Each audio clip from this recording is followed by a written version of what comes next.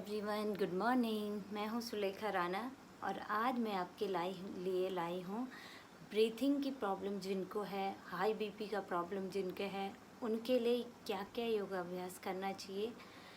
और सबसे पहली बात ये कि हमें ये जानना ज़रूरी होता है कि बीपी हाई या ब्रीथिंग प्रॉब्लम हो रही तो क्यों हो रही है। तो कुछ सेकंड लूँगी मैं ये सब आपको बताने के लिए कि ये सब प्रॉब्लम्स शुरू कहाँ से होती हैं। सबसे पहला होता है हमारे मन का हमारे मस्तिष्क पे यानी हमारे ब्रेन पे सीधा इफ़ेक्ट आता है। जो हम सोचते हैं, जो हम हमारे इमोशंस हैं, उसका हमारे डायरेक्ट हमारे ब्रीथिंग पे इफ़ेक्ट आता है। जब आपने देखा होगा हम इमोशनली होते हैं तो हमें क्या हो जाता है, घबराहट, बेचैनी होने लगती, इधर उधर चंचल हो जाता है। उस मन को कैसे स्थिर करें, आज मैं आपको बताऊंगी कि हम प्राणायाम के द्वारा मन को स्थिर कर सकते हैं और अपने श्वसन तंत्र को सुदृढ़ और मजबूत बना सकते हैं, जिससे हमारी ब्रीथिंग प्रॉब्लम हमेशा के लिए ख़त्म हो जाएगी। और इसमें क्या होता है, जब हमें ब्रीथिंग प्रॉब्लम शुरू हो जाती है, बीपी हाई हो जाता है, नींद कम आना, चिड़चिड़ापन, हमारा पूरा स्वभाव इस पर डिपेंड हो जाता है। और धीरे धीरे ये जो मन का रोग था वो धीरे धीरे क्या शरीर का रोग बन जाता है। तो आप इस चीज़ को बढ़ने न दें। जो मन का रोग है उसको वहीं पे ख़त्म करें। और उसको कैसे ख़त्म करना है, सिर्फ और सिर्फ प्राणायाम से। तो प्राणायाम कैसे शुरू करना है मैं आपको बताती हूँ। सबसे पहले मैंने जैसे आपको पहले भी कहा है कि सीधे आप योगाभ्यास न करें। सबसे पहले आप सूक्ष्म एक्सरसाइज करें। सूक्ष्म एक्सरसाइज मैंने आपको अपनी वीडियो में पहले भी बता चुकी हूँ, अपनी फर्स्ट वीडियो में, कि योगाभ्यास शुरू करने से पहले सूक्ष्म एक्सरसाइज कैसे करना है। तो अगर अगर आपने मेरी पुरानी वीडियो नहीं देखी तो आप मुझे कमेंट करके बता सकते हैं कि मैं सिर्फ और सिर्फ एक वीडियो आपके लिए सूक्ष्म एक्सरसाइज की अलग से बना के सेंड करूं। तो सबसे पहले सूक्ष्म एक्सरसाइज करेंगे और उसके बाद नाड़ी शोधन प्राणायाम यानी अनुलोम विलोम। प्राणायाम से पहले अनुलोम विलोम जब हम करते हैं तो हमारी नाड़ियाँ शुद्ध हो जाती हैं और जब हम प्राणायाम करते हैं तो हमें 100% उसका रिजल्ट।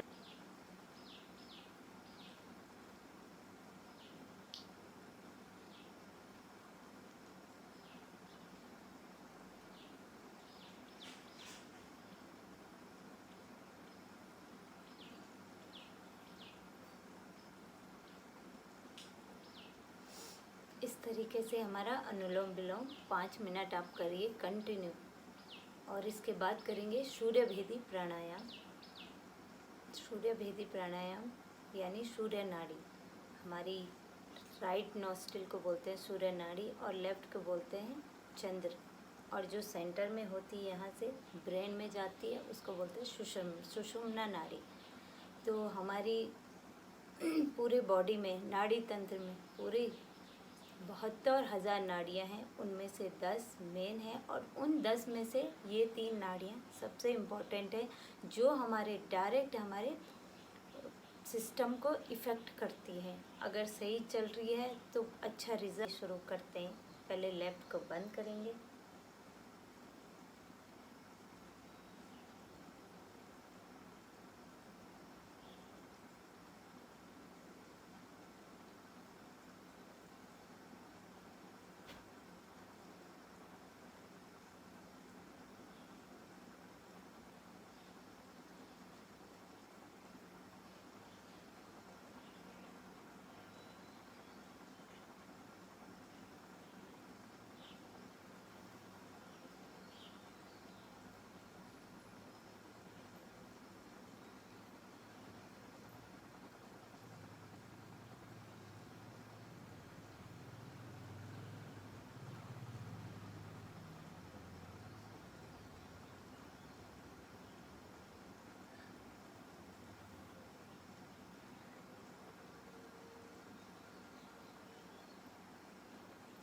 इस तरीके से ये चलता रहेगा। राइट से लेनी, लेफ़्ट से छोड़नी। इसके बेनिफिट मैं आपको बता देती हूँ। जिनको वात की प्रॉब्लम, वात दोष है, कफ दोष है, उसके लिए बहुत अच्छा इफ़ेक्टिव प्राणायाम है, क्योंकि ये गर्म प्राणायाम है। सूर्य यानी गर्म, तो जो भी कफ की प्रॉब्लम होती है, वात दोष हो, तो ये उनको बैलेंस करता है। और जैसे जिनको अस्थमा की प्रॉब्लम है, नज़ला की प्रॉब्लम है, कोई भी सर्दी है, उनके लिए बहुत अच्छा प्राणायाम ये है। आप कंटिन्यू। दूसरा है उज्जयी प्राणायाम। गले को छूती हुई सांस लेंगे और धीरे धीरे नाक से छोड़ेंगे। तो चलिए आंखें बंद करेंगे और गले को छूती हुई, और इसके बेनिफिट मैं आपको बता देती हूँ पहले, कि आपको गले से रिलेटिव जितनी भी प्रॉब्लम्स होती हैं, गले में एलर्जी होती है, जिनके दाने आते हैं, जिनको नींद की प्रॉब्लम है, ये प्राणायाम उनके लिए बहुत इफ़ेक्टिव प्राणायाम है। जिसको ज़्यादा खर्राटे आते हैं, तो अगर कंटिन्यू आप इस प्राणायाम का अभ्यास करेंगे तो आपको कभी भी धीरे धीरे क्या खर्राटे कम हो जाएंगे, और कभी भी जिनको नहीं आते वो कभी भी नहीं आएंगे कंटिन्यू। क्योंकि गले की टिश्यूज़ में जब प्रॉब्लम होती है तो तभी खर्राटे आते हैं। तो गले को छूती हुई सांस लेंगे, खर की आवाज़ यहाँ गले में। थायराइड के लिए बहुत अच्छा है ये प्राणायाम, जिनको थायराइड की प्रॉब्लम्स होती है। तो चलिए शुरू करते हैं।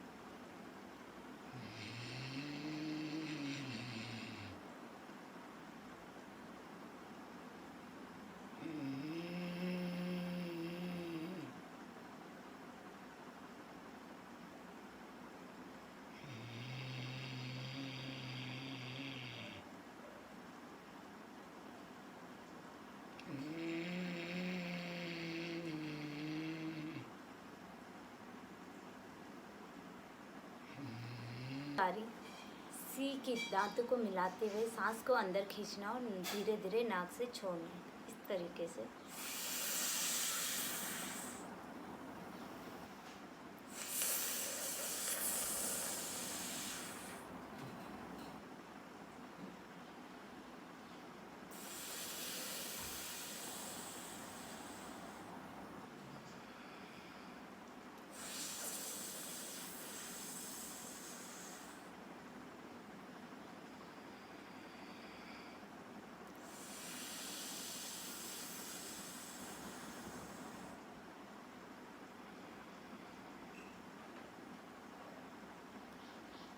जिनको एसिडिटी की प्रॉब्लम होती है, खट्टी डकारें आती हैं, बीपी हाई रहता है, उनके लिए प्राणायाम बहुत अच्छा है।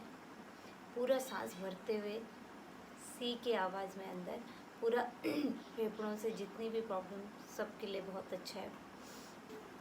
शीतली प्राणायाम। जीभ को रोल करना है चिड़िया के चोंच की तरह बनाते हुए, और सांस खींचनी है इस तरीके से, और सांस खींच कर धीरे धीरे नाक से छोड़नी है। तो चलिए।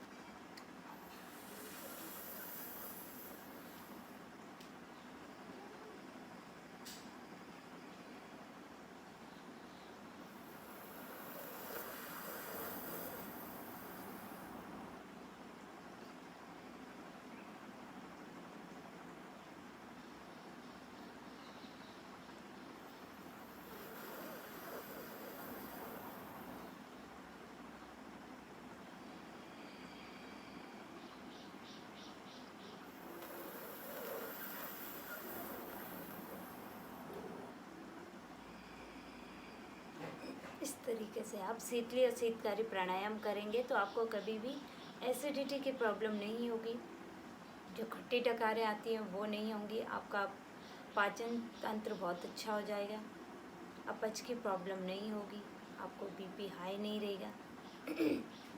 चलिए अब करेंगे भस्त्रिका 10 राउंड।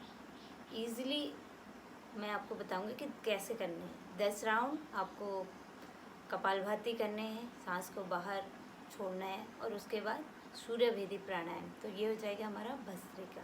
कैसे करना है मैं आपको बताती हूँ।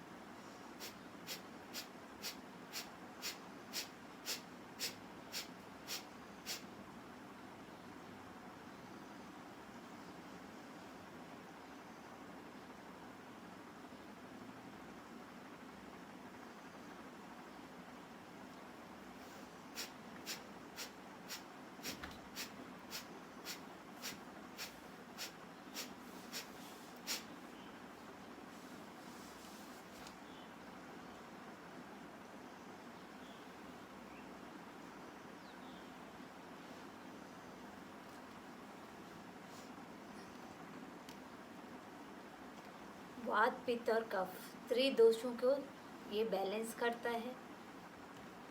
और जिनको बीपी हाई है उनको ये प्राणायाम नहीं करना चाहिए। जिनको अस्थमा की प्रॉब्लम है, नज़ला है, कोई भी प्रॉब्लम है, एलर्जी है, सब में ये प्राणायाम बहुत लाभकारी है। इसके बेनिफिट आपको पता है, ये ब्रेन के लिए बहुत अच्छा होता है। जो ओम के उच्चारण में हमें जो कंपन होती है हमारे ब्रेन में, वाइब्रेशन होता है, वो पॉजिटिव वाइब्रेशन होता है। और आप जब इस तरीके से आप ओम और प्राणायाम ये सब करते जाएंगे, और साथ ही साथ डीप ब्रीथ, अगर आपको नींद नहीं आ रही है तो आप लेट के भी आप डीप ब्रीथ कर सकते हैं। शवासन में लेट जाइए तो आपको नींद भी अच्छी आएगी। और शवासन में अगर आपने आधा घंटे रिलैक्स कर दिया तो शवासन, आधा घंटे का शवासन 3 घंटे की नींद के बराबर हमारी बॉडी को रिलैक्स करता है।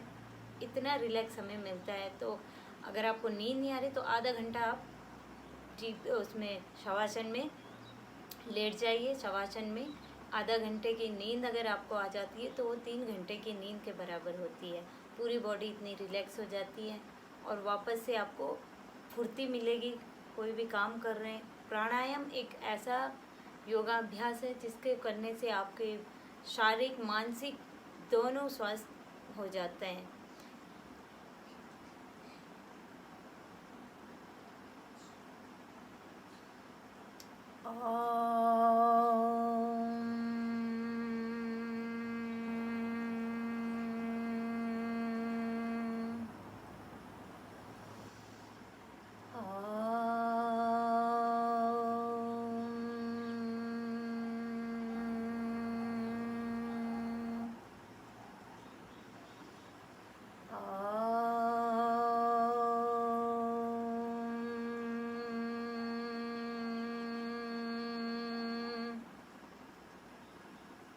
धीरे से अपनी हथेलियों को रगड़ेंगे, धीरे धीरे अपनी आँखों में, पूरी बॉडी में, और धीरे धीरे अपनी आँखों को खोलेंगे। इस तरीके से अगर आपको इससे भी आगे कुछ अगर पूछना हो, कोई क्वेश्चन पूछना हो, या कुछ भी आपको प्रॉब्लम हो ब्रीथिंग का, कुछ इसलिए और वीडियोस बनाओ, और जो आपकी प्रॉब्लम हो उसके लिए स्पेशली वीडियो बनाओ। तो आपको जो भी प्रॉब्लम हो आप मुझे कमेंट करके बता सकते हैं। और आप मेरी वीडियोस को अगर पसंद आए तो लाइक शेयर करें, ताकि और भी लोग इसका फ़ायदा उठाएं। प्राणायाम हमारे लिए कितना इम्पोर्टेंट है औरों को भी पता चले। तब तक के लिए अपना ध्यान रखें, योग करें, निरोग रहें।